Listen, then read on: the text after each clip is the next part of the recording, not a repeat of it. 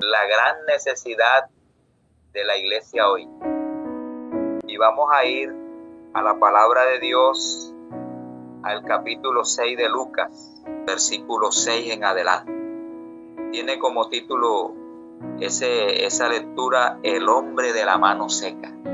Dice el versículo 6, aconteció también en otro día de reposo, que él entró en la sinagoga y enseñaba. ¿Quién es él? Por supuesto, el Señor Jesús.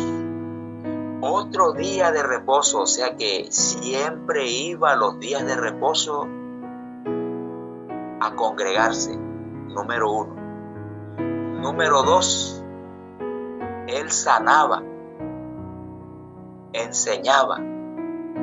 Entonces Jesús iba a la sinagoga, se congregaba, siempre lo hacía. Dice la Biblia que era su costumbre los sábados ir a la sinagoga. Y él entró en la sinagoga y enseñaba. Por eso a Jesús se le conoce como el maestro. Y estaba allí un hombre que tenía seca la mano derecha, y le acechaban los escribas y los fariseos para ver si en el día de reposo lo sanaría, a fin de hallar de qué acusarle. ¿Por qué lo acechaban? ¿Por qué acechaban a Jesús? Los escribas, mis hermanos, porque el Señor no dejaba pasar por alto a alguien que tuviera una necesidad. Y como no es pecado hacer el bien en los días de reposo, Jesús sanaba a los enfermos. Jesús bendecía a las personas que iban y que necesitaban ayuda. ¿Saben? Cuando las personas llegan a la iglesia, llegan porque son invitados, llegan porque tienen alguna necesidad, llegan porque tienen algún sufrimiento, llegan porque saben que es necesario adorar a Dios. Por tantas cosas, las personas llegan a la iglesia. Y a la iglesia también llegan los hermanos que llegamos, que lo hacemos todos los días. Pero no todo el mundo llega a adorar al Señor. No todo el mundo llega para tener un encuentro personal con el Señor. Y ahí estaba ese grupo de personas, los escribas, que deberían ser los más consagrados, que deberían ser los que debían acercarse más a Jesús porque conocían de la palabra y deberían tener los corazones abiertos para escuchar a ese gran maestro. Pero tristemente, hermanos, estas personas iban era para ver qué milagro, qué cosa iba a hacer Jesús para ellos tener una justificación para acusarle. No tenían discernimiento entre lo bueno, entre lo santo, y no discernían, porque hay cosas que hacemos comúnmente que no tienen nada que ver con el día de reposo, que no tienen nada que ver con lo santo. Hay cosas comunes que a veces hasta hacemos en la iglesia. No hay un discernimiento. Y dice la palabra, el versículo 7, que le acechaban los escribas y también los fariseos. Dos grupos de personas que tenían conocimiento intelectual, pero tristemente, hermanos, les faltaba el espiritual. Para ver si en el día de reposo lo sanaría. Ellos sabían que Jesús iba a hacer esto, y ellos estaban viendo el momento y la oportunidad a fin de hallar de qué acusarle. ¿De qué te van a acusar cuando tú haces lo bueno?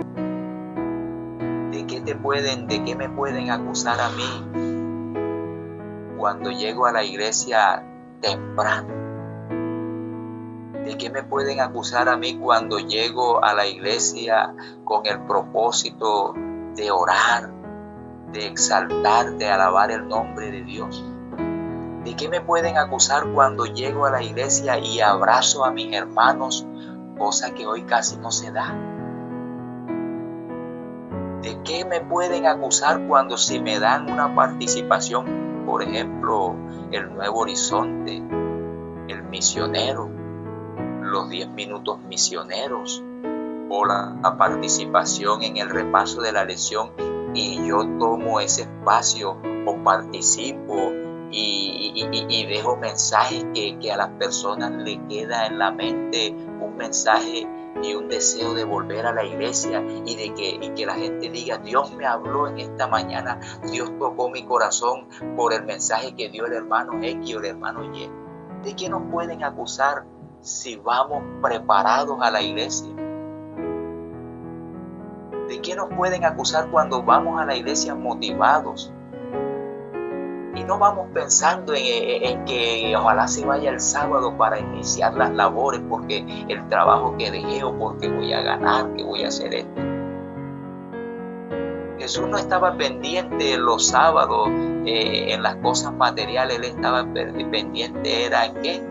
En darle la gloria al Señor, en hacer la obra de mi Padre que me envió, dijo el Señor.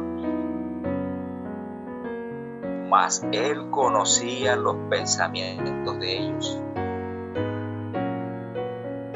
Jesús sabía el pensamiento de aquellas personas. Y Jesús, sin miedo, y dijo al hombre, dice el versículo 8, y dijo al hombre que tenía la mano seca: levántate y ponte en medio. O sea, en el lugar donde este hombre estaba, Jesús lo miró, se le acercó y le dijo, le motivó: levántate, ponte en medio. Y él, levantándose, se puso en pie. Quizás este hombre sabía quién era Jesús, y él gozoso se puso en pie. Entonces Jesús les dijo, o sea, se dirigió a aquellos que estaban ahí, posiblemente aquellos que estaban expectantes, esperando para ver qué hacía el sábado para acusarle. Se olvidaban que la Biblia dice que es lícito hacer el bien en los días de reposo. Versículo 9. Entonces Jesús les dijo: os preguntaré una cosa para recordarles la palabra de Dios. Ellos la sabían. ¿Es lícito en día de reposo hacer bien o hacer mal? ¿Salvar la vida o quitarla?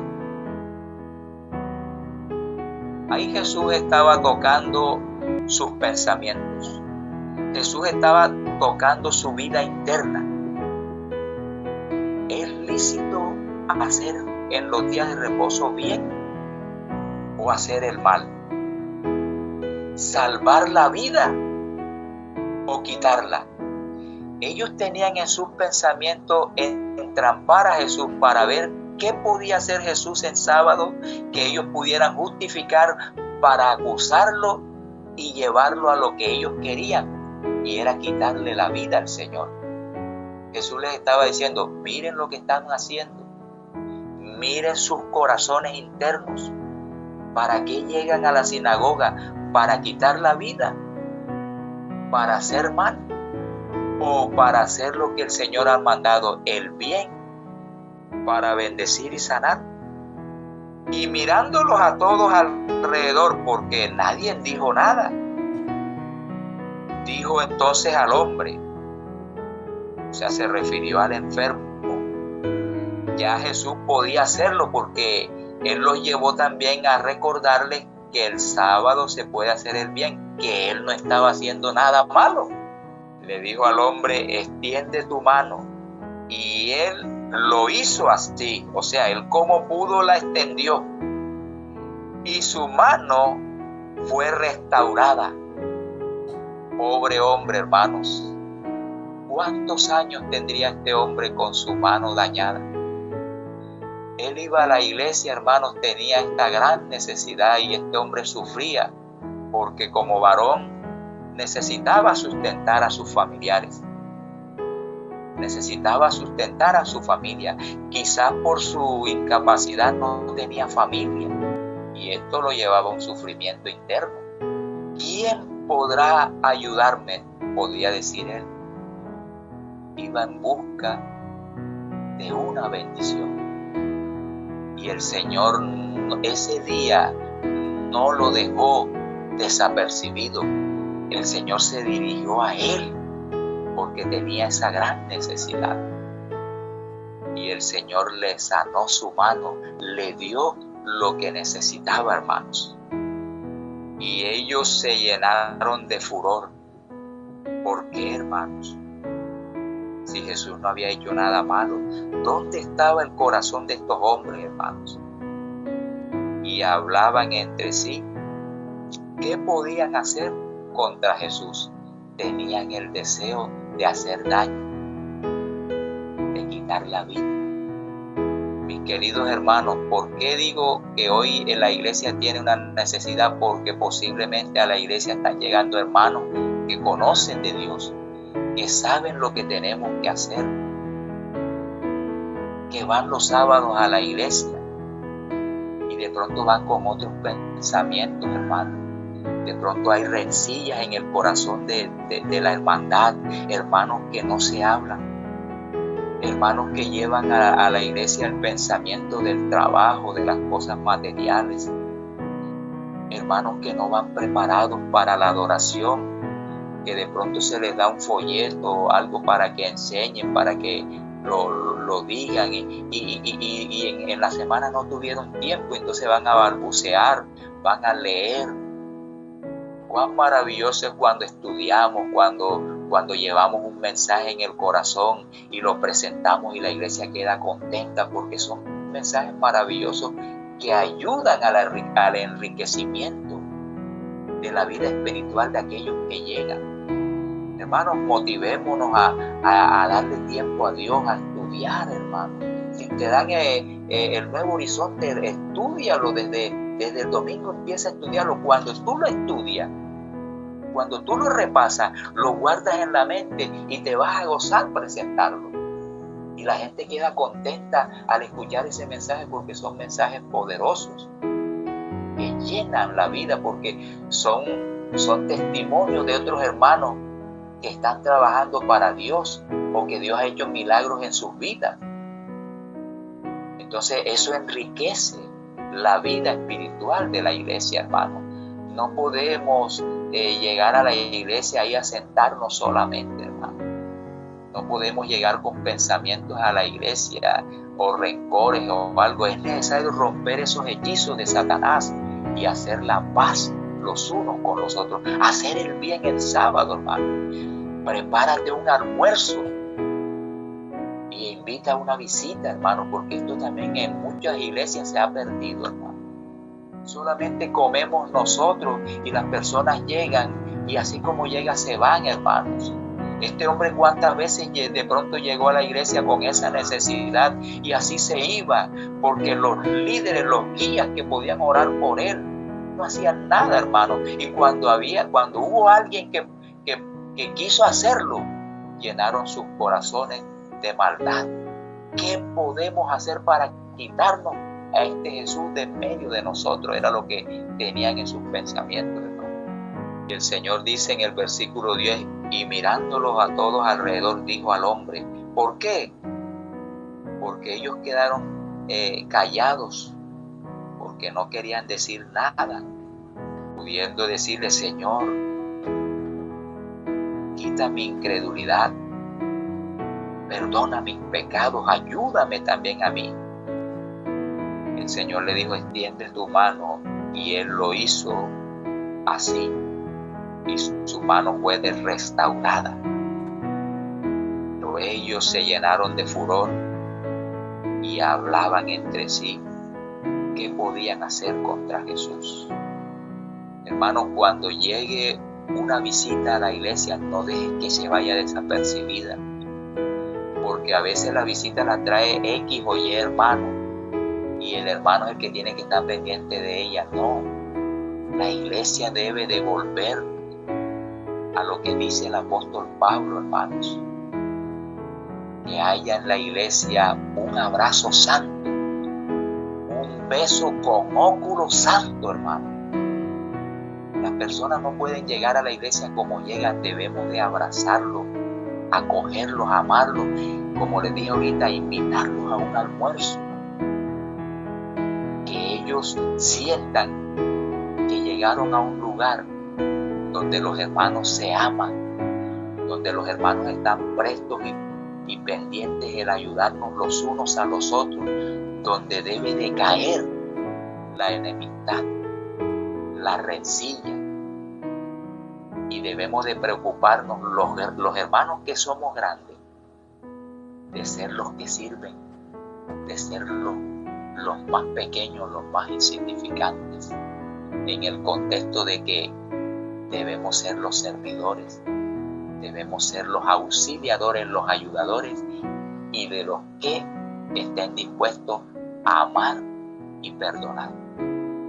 Que el Señor te bendiga, mi querido hermano, y que el Señor nos ayude a hacer la voluntad de Dios, a hacer la obra del Espíritu Santo, porque seguimos a un Maestro que se gozaba en hacer el bien, que se gozaba en hacer la voluntad de Dios, y que aunque había adversidad, Él declaraba en sus corazones con el propósito no de acusarlos, de acabarlos, de dañarlos, no, sino que con el propósito de que ellos se volvieran a Dios y se arrepintieran. Maravillosa la palabra de Dios cuando dice que muchos de aquellos sacerdotes se convirtieron a la fe después de la muerte y resurrección del Señor.